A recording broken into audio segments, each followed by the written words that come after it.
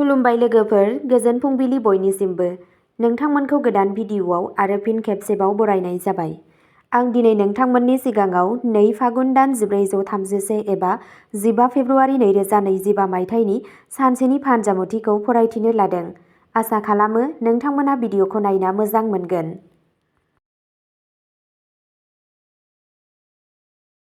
गिबियावनो दङ मेष राशि। दिनैनि साना नोंथांनि थाखाय गोब्राब नाजानायनि सान। नोंथाङा खामानि मावथायाव मोजां हेफाजाब मोनगोन आरो नोंथांनि नाजानाया फिथाय होगोन। नाथाय नोंथाङा खामानिफोरखौ समाव फोजोबनो थाखाय उफ्रा नाजानांगोन। सावस्रिया सरासनस्रा जागोन, नाथाय नोंथाङा मेंनाय मोननो हागौ। थाजिम लाखिनो थाखाय रेजें ब्याम एबा ध्याननि सर' खालाम। सोमोन्दोआव एसे जानथाय थानो हागौ।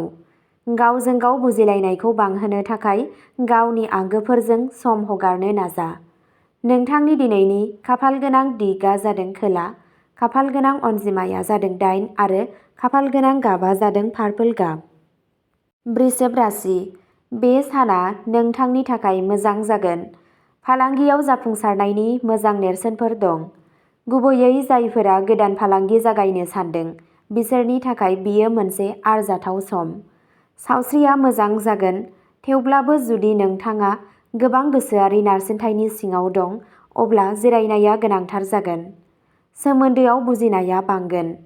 नखरनि सोद्रोमाफोरजों सम हगारनाया गोसोनि गोजोन लाबोगोन। नोंथांनि दिनैनि खाफालगोनां दिगआ जादों सोनाब, खाफालगोनां अनजिमाया जादों 1 आरो खाफालगोनां गाबआ जादों गोमो गाब। मिथुन राशि। दिनैनि साना नोंथांनि थाखाय एसे जुजिनो हागौ। नोंथाङा खामानिनि जायगायाव माखासे जेंनाफोरजों मोगा-मोगि जानो हागौ, नाथाय नोंथांनि गियानजों नोंथाङा बेफोर जेंनाफोरनि सुस्रांनाय नागिरनो हागोन। नोंथाङा गोसोआरि नारसिननाय आरो मेंनायखौ मोनदांनो हागौ, बेनिखायनो जिरायनाय आरो ध्याननि गोनांथि दं। सोमोन्दोआव जौगानाय गाहाय जानो हागौ। बाथ्राफोरखौ थार महरै बुजिनाय आरो फोरमायनाया गोनांथार जागोन। नोंथांनि दिनैनि खाफालगोनां दिगआ जादों सा-सानजा, खाफालगोनां अनजिमाया जादों 8 आरो खाफालगोनां गाबआ जादों गलापि गाब। कर्क राशि। दिनै नोंथांनि थाखाय जाफुंसारनायनि मोजां नेरसोनफोर दं। जुदि नोंथाङा मोनसे गोदान मावथांखियाव खामानि मावगासिनो दं अब्ला जाफुंसारनायखौ मोननो हागौ। फालांगियाव नोंथाङा मोनसे गोदान खाबुबो मोननो हागौ। सावस्रिया सरासनस्रा जागोन, नाथाय उदैजों सोमोन्दो थानाय जेंनाफोरनिफ्राय बारग'नो थाखाय रेजें आदार ला। मोजां मोनलायनायनि सोमोन्दोआव दावगानाय फैगोन। गावनि जिउ लोगोरिजों मोनसे जुनिया बुब्लिखौ रंजा। नोंथांनि दिनैनि खाफालगोनां दिगआ जादों सोनाब, खाफालगोनां अनजिमाया जादों 2 आरो खाफालगोनां गाबआ जादों गुफुर गाब। सिंह राशि। नोंथाङा खामानिनि जायगायाव माखासे सानस्लाबै सोलायनाय नुनो हागौ, नाथाय नोंथांनि खस्थ'जों नोंथाङा बेखौ मोगा-मोगि जानो हागोन। सावस्रिखौ लानानै नों एसे सांग्रां जानांगोन। नोंथाङा खर'सानाय एबा नारसिनथायजों जुजिनांनो हागौ। सोमोन्दोआव गोरोबलायनाय लाखिनो थाखाय गावनि आंगोफोरजों सम हगारनाया गोनांथार जागोन।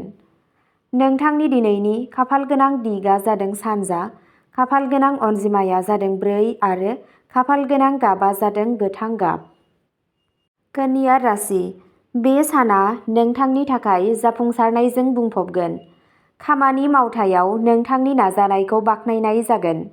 बेजों लोगोसे नोंथाङा मोनसे मख'जाथाव खाबु मोननो हागौ। सावस्रिया मोजां जागोन, नाथाय बांद्राय खामानि मावनायनि जाहोनाव गोसोआरि मेंनाय सोमजिनो हागौ। नखरजों सम हगारनाया गोजोनथाव जागोन। गोजाम सोमोन्दोआव मोनसे गोदान जागायजेन्नाय जानो हागौ। नोंथांनि दिनैनि खाफालगोनां दिगआ जादों सोनाब, खाफालगोनां अनजिमाया जादों 2 आरो खाफालगोनां गाबआ जादों गुफुर गाब। तुला राशि। दिनै नोंथाङा सानसे एसे लासै आरो उदां मोननो हागौ, जाय नोंथांनि खामानिनि गुनखौबो गोहोम खोख्लैगोन।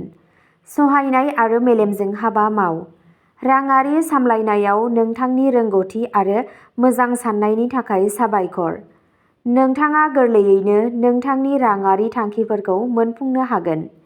फालांगि आरो फालांगिनि बिथिङाव मुलाम्फा जागोन। नोंथाङा समाजारि बिथिङाव बाख्नायनाय मोनगोन, रांखौ मोनफिनगोन। नखराव मोनसे रंजालु आबहावाबो थागोन। खामानिनि जायगायाव राङारि मुलाम्फा जागोन। राङारि नोजोरजों नायोब्ला आथिखालाव खरसाया आयनिफ्राय बांसिन जागोन। गावनि बिबुंथियाव सांग्रां था।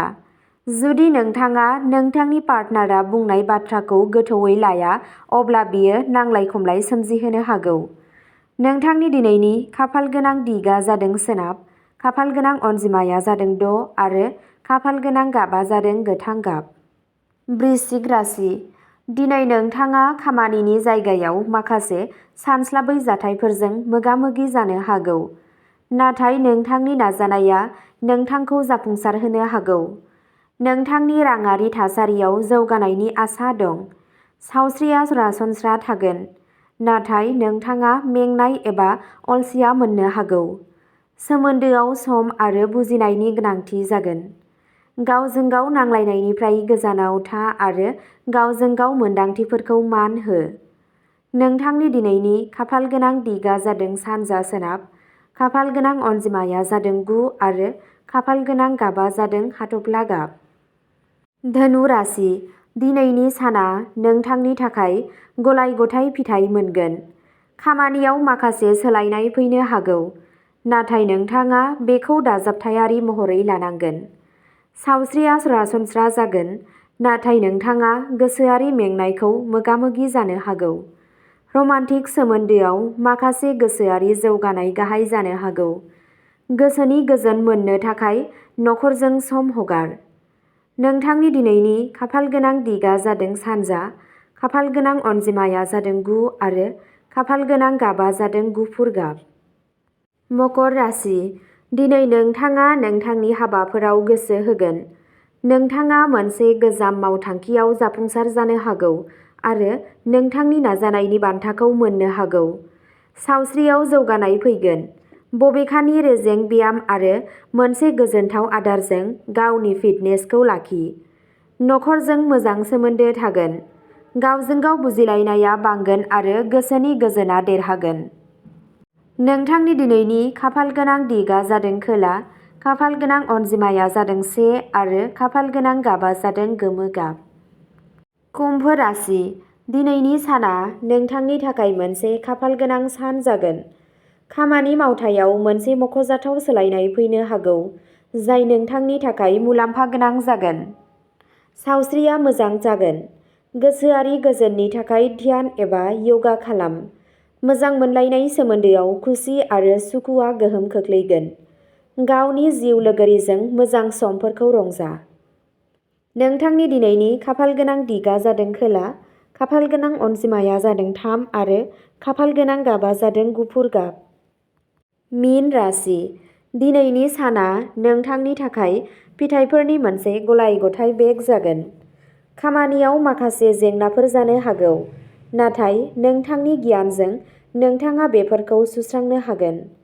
जेबो गिदिर सावस्रि जेंनाफोर जानाय नङा, नाथाय नोंथाङा मेंनाय मोननो हागौ। नों जिरायनांगोन। सोमोन्दोआव अननाय आरो बुजिनाया गोहोम गोग्लैगोन। नोंथाङा सासे गोजाम लोगोखौ लोगो हमनो हागौ। नोंथांनि दिनैनि खाफालगोनां दिगआ जादों सा-सोनाब, खाफालगोनां अनजिमाया जादों 4 आरो खाफालगोनां गाबआ जादों गलापि गाब। अब्ला दिनैनि राशि फरायथिनाया एसेनोसै। नोंथांमोनहा बेबादिनो सानफ्रोमबोनि फानजामुथिखौ मिथिनो थाखाय चेनेलखौ साबस्क्राइब खालामनानै लादो आरो भिडिअखौ मोजां मोनदोंब्ला अन्नानै लाइक, शेयार आरो कमेन्टबो खालामनानै होलांब्लानो जाबाय। गोजोन्थों।